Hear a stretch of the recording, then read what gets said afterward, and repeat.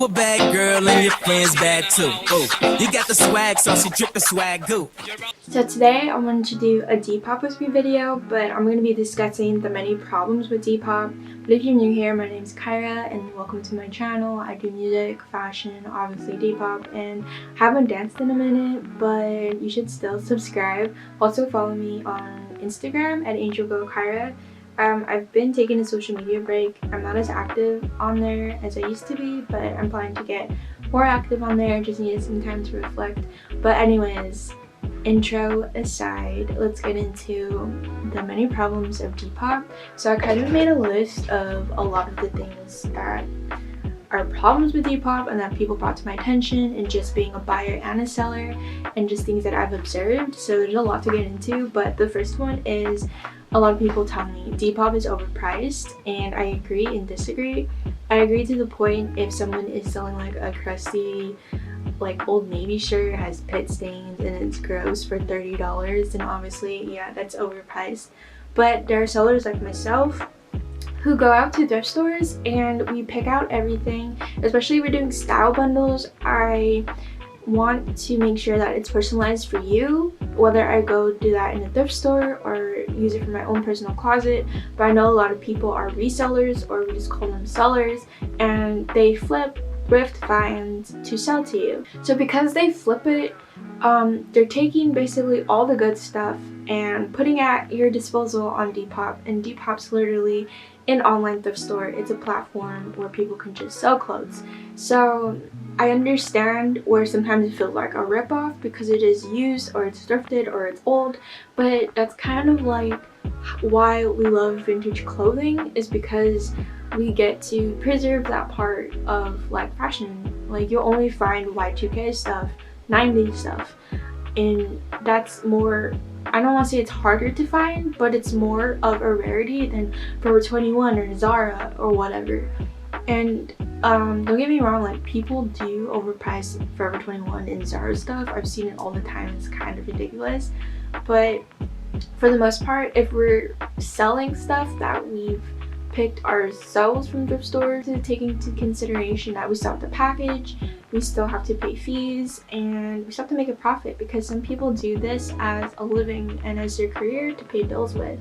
So that's just something to keep in mind. But I do agree sometimes that it is overpriced, and that's why you have to choose wisely of who and what you buy from. It's still like primarily a seller issue, and this is when buyers give us low balls, and it's the most like annoying thing to have someone just give you a low price. Like for example, one time I had this like blue skirt, and I think it was on sale, and it was like half off or something. I'll put it like here. It was like a blue skirt or something, and this girl wanted like me to bring it down to $2 and then like have free shipping, and I think it was shipping with Depop, but I told her like, no, I'm sorry, like I have to make a profit. And I was gonna add her profile too, like she's a seller too and she has reviews, and I'm like, I would think you would know that I would have to make a profit off of this, seeing that you are an active Depop seller too. I would understand and be more lenient if it was just like a buyer, but like I don't know, I just don't like getting low balls, and some sellers get really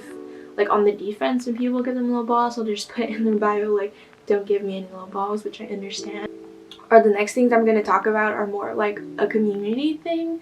So the next thing I'm going to get into are ISO posts and interest check posts. What interest checks posts are, or ISO posts are, let me tell you about it because it's so annoying. I'm pretty sure you've seen it if you ever use the app, that people will put in search of posts. I was literally on Depop this morning and I was looking for platform commerce, and what do I get instead? ISO platform commerce, except she made it look like a listing. She put like a really nice picture of it, and she put $80 plus, like she even had the shipping, and I was like, most of the time they put like dollar shipping and blah blah blah, and they'll be like, oh, we won't refund you, and I'm like, but like you're not supposed to use this for that purpose anyway. The other kind of post is interest check post. Now I'm pretty sure you've seen this too, where someone's like, oh, I don't know if I'm gonna sell this unit shirt, but I want to see how many people like it before I decide on the price. Also, I'll also be taking the highest bidder on it, and I'm like, this isn't eBay, it's Depop. Like you are here to sell stuff. Like I'm pretty sure like But along with like the posts, people tend to do tag for exposure, which I used to do too. I'm just as guilty of doing tags for exposure. I stopped doing it because Depop sent me an email saying this is against our terms of service policy, blah blah blah. So basically, tag for exposure is putting a bunch of tags that have nothing to do with the item that you're selling. So say I'm selling this dress and I put UNIF, American Apparel, Urban Outfitters. That has nothing to do with my dress, but you're using it as a way for more people to see your stuff. And this is so annoying when you're looking for specific brands, specific items, and using the hashtags, which now we have a 5 hashtag minimum, but you're basically just putting a paragraph of just words that describe the item, and I'm just like, why? Like, why do you need, like, you know? It's just super annoying. I think with the interest checks though, I understand if you're like a reworking shop or if you're hand making stuff and you want to gauge what your audience really wants or what they don't want, and you can like measure it out.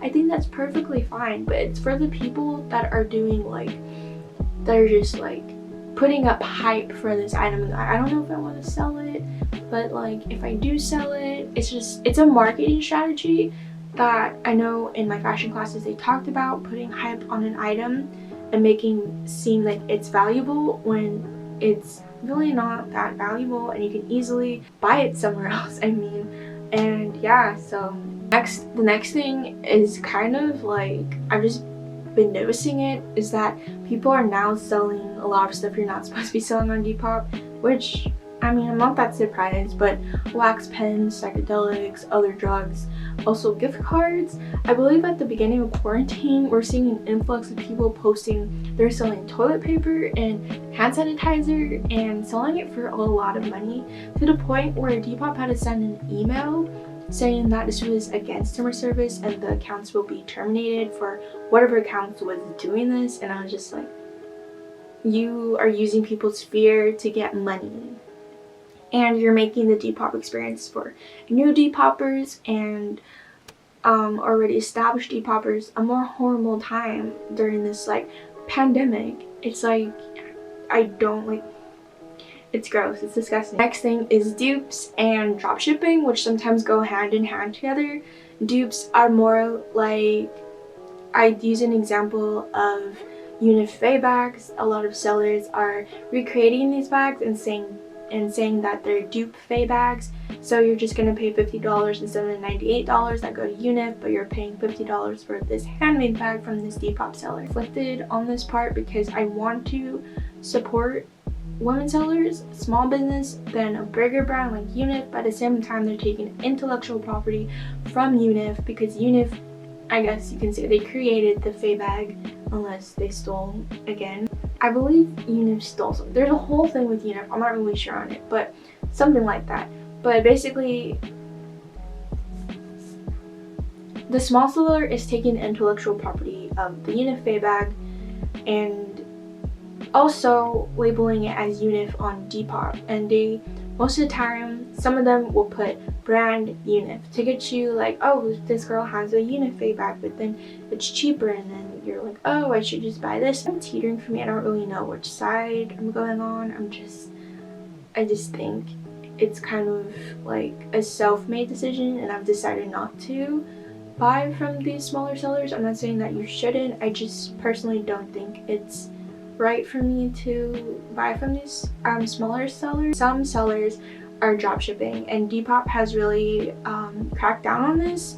Since a couple months ago, they sent out another email saying that they're doing more about dropshipping, just because so many people were complaining about other sellers dropshipping, which was a really big problem, and I think it's died down a bit. I don't see as many as before, or they've been more low-key about it. Basically, a dropshipper buys stuff from Wish, Alibaba, AliExpress, hikes up the price to like $40 when they bought it for $5.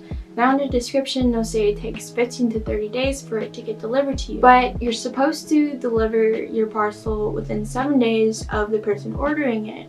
And if you're unable to deliver it within 7 days, then they could like message you, see how it's going, and you have to give them an update. And if you don't give them an update, or your update isn't, I guess, good enough, then the buyer can obviously contact Depop and try to get their money back. Now we're going to go into the community of Brandy Melville on Depop, which, if you haven't heard of the Brandy Melville community on Depop, well, let me tell you about it. It is a lot to take in.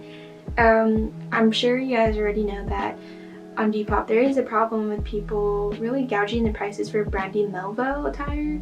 I've never been the one to shop at Brandy Melville. I never really got the hype. Yes, their clothes are cute, but it is one size, and no, one size does not fit all. And when I look at their clothes, I just think this is made for a very petite, tiny girl, which I'm not an extra small or small, and there's nothing wrong with that. We all come in different sizes, and I just think I don't really want to support a brand like that. But if you do, that's completely up to you. But there is a problem with people hiking the prices for Brandy Melville a lot. And there is also a new problem called group ordering. So now group ordering is basically where a seller says, hey, I'm doing a group order for Brandy Melville. The seller buys all of the orders that people give them, and then say you pay like what, $3.50 plus $6 for shipping depending on the weight, blah blah blah. This listing, I believe, is just a girl saying that she's in this certain area, so you can pick it up, or she can ship it to you according to the weight and whatever, and she's gonna take up to $100+. And when she reaches $100+, that's when she'll like put the orders in or whatever.